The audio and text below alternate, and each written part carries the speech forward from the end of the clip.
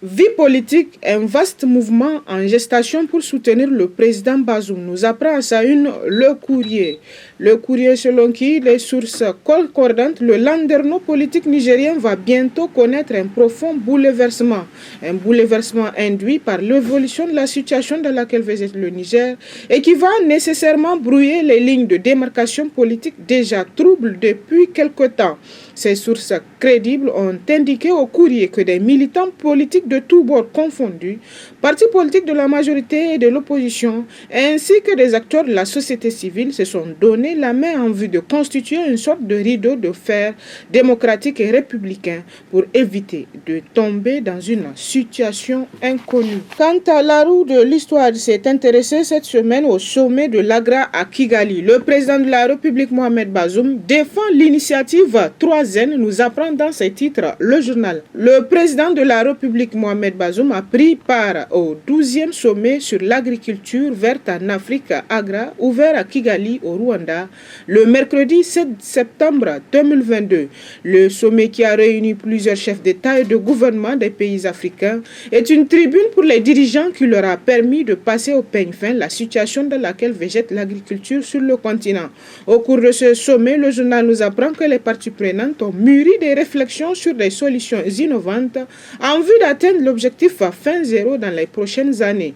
Organisé par le gouvernement rwandais en collaboration avec le groupe des partenaires de l'AGRF, dont l'Union africaine, il est attendu à la fin de ce sommet des propositions concrètes en vue de trouver une solution durable à la dégringolade des quantités agricoles produites sur le continent. À cette occasion, le journal écrit qu'un panel de haut niveau a réuni autour d'une même table plusieurs chefs d'État et de gouvernement, parmi lesquels le président de la République, Mohamed Bazoum. Devant ses pairs et les experts sur les questions agricoles, le chef de l'État a éclairé la lanterne des participants sur les mesures prises au Niger afin de booster la production agricole et la sécurité alimentaire au Niger.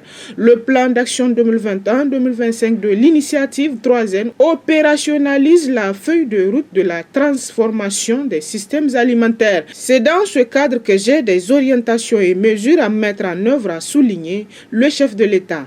Parmi ces orientations figurent, entre autres, la promotion de l'irrigation par l'aménagement des périmètres irrigués pour amplifier les productions agricoles et fourragères, l'amélioration de l'accès des producteurs à l'énergie, aux intrants et à l'appui conseil indispensable à l'augmentation des productions agricoles. Le 12e sommet de l'agriculture verte servira, selon toujours le confrère, de tribune non seulement aux chefs d'État et de gouvernement, mais aussi aux chefs d'entreprise, aux agriculteurs et aux jeunes, ainsi que des ministres de l'agriculture et anciens chefs d'État, afin que chacun apporte sa contribution pour le développement de l'agriculture en Afrique, qui fait face à d'innombrables défis. Politique nationale, le CNDP, instrument de déblocage ou de blocage, s'interroge dans ses colonnes le canard déchaîné. Le canard déchaîné qui se demande à quoi sert le Conseil national de dialogue politique. C'est la question que l'on est en droit de se poser selon le journal, alors que la prochaine session de cette structure en léthargie est convoquée pour ce 9 septembre sur plusieurs ordres du jour, notamment celui de l'organisation des élections de la diaspora. Si le CNDP a été parfois un outil qui a permis de désamorcer certaines crises, il a souvent été, selon le journal, un instrument qui a paralysé la vie politique au point de mettre en péril la démocratie chèrement acquise. Le CNDP est en train de sortir de la torpeur dans laquelle il était plongé depuis plusieurs années grâce à la volonté du président de la République Mohamed Bazoum, qui a fait de la décrispation politique un de ses chantiers les plus importants. Mais au-delà des sujets qui seront à l'ordre du jour et dont l'importance ne peut aucunement faire l'objet de discussion, il est judicieux de s'interroger, selon le confrère, sur l'utilité de cette institution quand on se rappelle des multiples crises qui ont marqué son fonctionnement ces dernières années.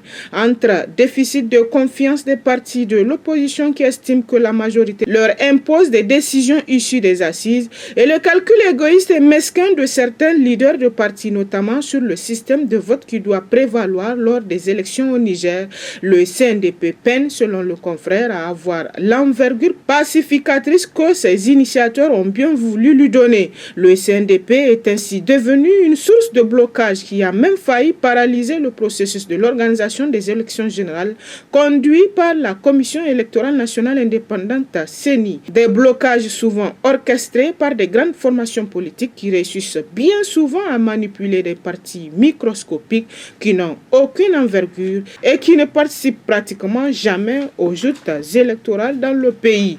Du reste, ces dernières années, le journal conclut que malgré quelques soubresauts constatés lors des préparatifs des élections, le climat politique est plutôt apaisé. Un apaisement qui est dû, selon certains, au non-fonctionnement du CNDP qui est plutôt considéré comme une tribune d'expression des égoïsmes personnels ou de groupe, au détriment de l'intérêt national. La réactivation du CNDP pourrait, selon le confrère, mettre en péril cette relative stabilité politique selon de nombreux avis. Concussion au Trésor national. Ibou Karadje, bientôt fixé sur son sort, s'exclame en gros dans ses titres Niger Inter Hebdo. La rocambolesque affaire Ibrahim Moussa alias Ibou Karadje, l'ex-chef du service transport de la présidence, est écroué depuis un an pour détournement des deniers publics et faux et usage de faux en écriture publique est en passe de connaître son épilogue, nous apprend le journal.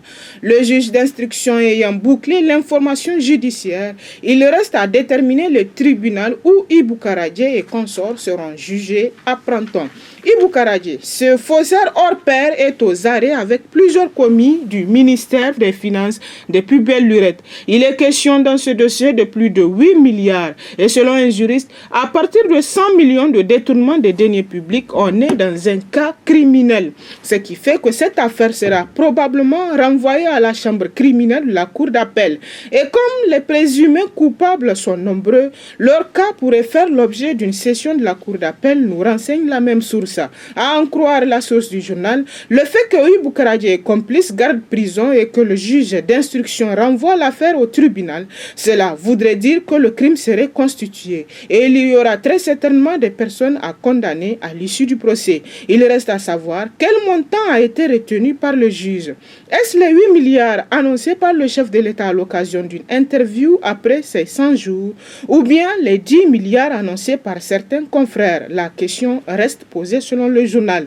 On le sait, le président Bazoum a fait le pari d'asseoir une gouvernance vertueuse après un diagnostic sans complaisance de la façon jusque-là dont les affaires de l'État sont gérées. Et comme pour joindre l'acte à la parole, le chef de l'État promet une tolérance zéro à tous ceux qui entendent s'amuser avec les deniers publics. C'est pourquoi je voudrais dire clairement ici que quiconque a une responsabilité dans l'administration publique répondra désormais tout seul et entièrement de ses actes.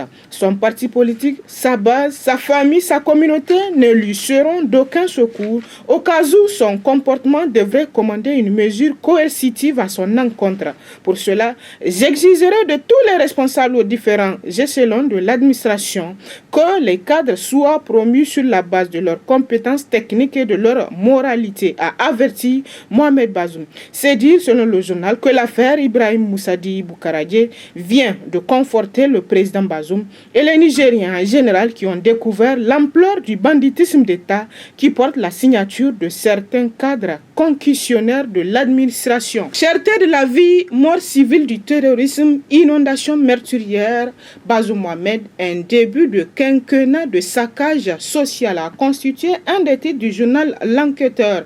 L'Enquêteur qui nous rapporte qu'en 18 mois de présidence, le bilan social de Bazoum Mohamed tient en un seul mot, désastreux. Les préoccupations et attentes basiques des citoyens ont été occultées par un chef de l'État qui est partout et nulle part à la fois.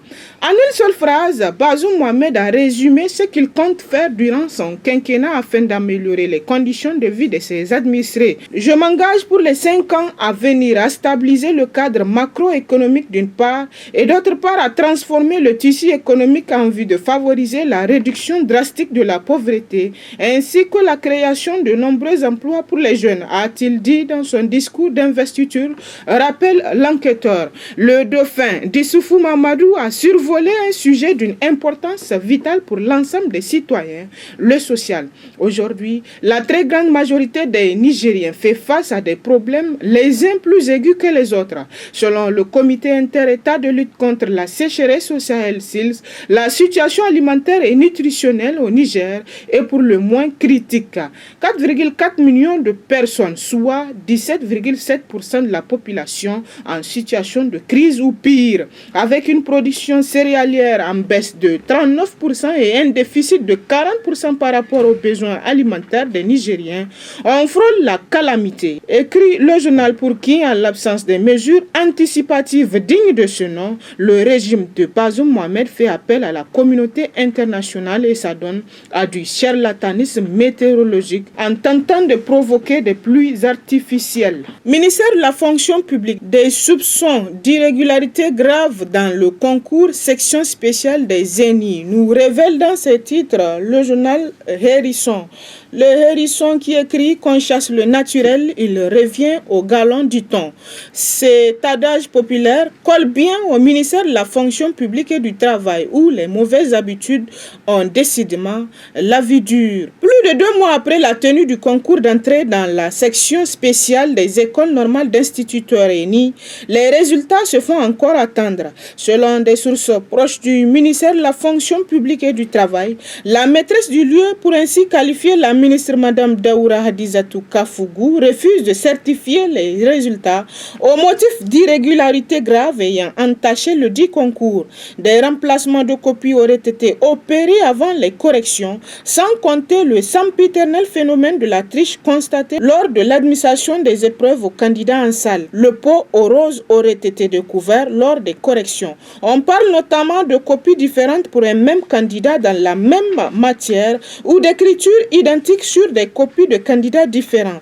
Tout ce qui laisse à croire que des malins génies ont réussi à opérer sur le lieu d'entreposage des copies avant les débuts des corrections. Vivement que la haute autorité de la lutte contre la corruption et les infractions assimilées à l'SIA s'implique afin que toute la lumière soit faite autour de cette affaire. C'est le lieu, selon le journal, tout de même de relever que le pari de concours propre, bien que difficile à tenir, pour cause d'impunité à l'encontre des contrevenants ou de clientélisme politique criard, 3 responsables s'étaient distingués par leur engagement à assainir ce département ministériel à la réputation douteuse.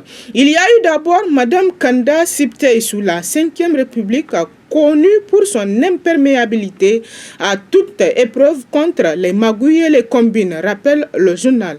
Ensuite, M. Yaya Cheibou du temps de la transition militaire du Conseil supérieur pour la restauration de la démocratie CSRD, également engagé et déterminé dans l'organisation des concours propres. Et enfin, tout récemment, Mme Kafar Ekietou Christelle Jakou, sous le 2e mandat du président Issoufou Mamadou, très méthodique dans l'organisation des concours en ce qu'elle faisait suivre systématiquement la fin de l'administration des épreuves par les corrections et ces dernières par la proclamation des résultats, ne laissant aucun temps de manœuvre pour les éventuels magouilleurs et combinards. Autre actualité à travers les journaux cette semaine, c'est aussi la question de l'éducation à Agadez. Les enjeux de la réunion annuelle des cadres de l'éducation nous rapporte le journal Mouria dans sa parution.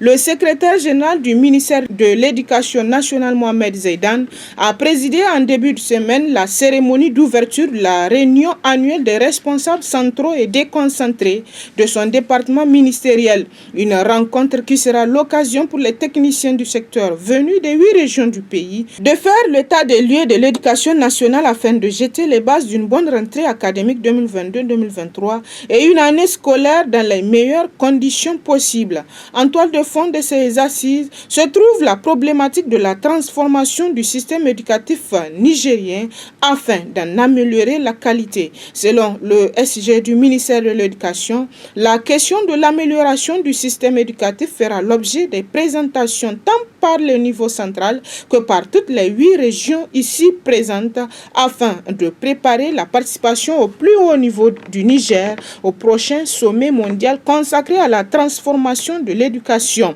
Il a expliqué qu'au Niger, le débat sur la crise des apprentissages est quasi quotidien, amenant ainsi l'opinion publique, les autorités politiques, les acteurs de l'éducation eux-mêmes à questionner le système éducatif, tant du point de vue de ses approches philosophiques et technologiques que des compétences dont les apprenants ont besoin pour mieux s'adapter dans les sociétés d'aujourd'hui et de demain. Pour finir, éducation toujours, prix de l'excellence et du mérite 2022 du Niger de la Fondation Nour. Les meilleurs à l'école méritent d'être célébrés. Nous apprend dans ce titre l'Indépendant Plus.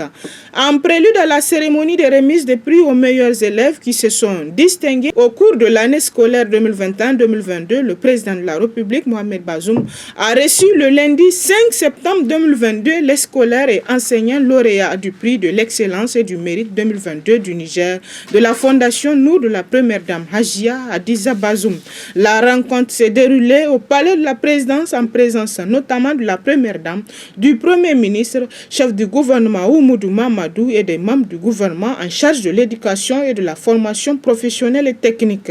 S'adressant aux 113 meilleurs élèves et aux 32 meilleurs enseignants, tous segments confondus, le président de la République s'est dit très heureux, vraiment ravi de les recevoir ce matin. Évoquant la cérémonie de remise des prix de l'excellence et du mérite du Niger à ses lauréats, le chef de l'État a dit que cette cérémonie s'inscrit totalement dans la façon dont il conçoit l'éducation, le système éducatif de façon générale. En effet, la saine émulation qui consiste à faire en sorte que les meilleurs se distinguent et que cela leur soit reconnu par une institution comme la Fondation Nour et par la République est une chose absolument indispensable pour que ce que nous projetons comme avenir pour notre éducation soit réalisé, a-t-il affirmé. Le chef de l'État a encouragé la première dame à persévérer, à améliorer encore davantage l'organisation du prix d'excellence, de faire en sorte que ce soit un facteur de stimulation. Et de plus en plus d'élèves et d'enseignants se disent que nous méritons d'être distingués à notre tour. Et c'est l'essentiel de l'actualité à travers les journaux cette semaine. Très bonne lecture et à la semaine prochaine, Inch'Allah.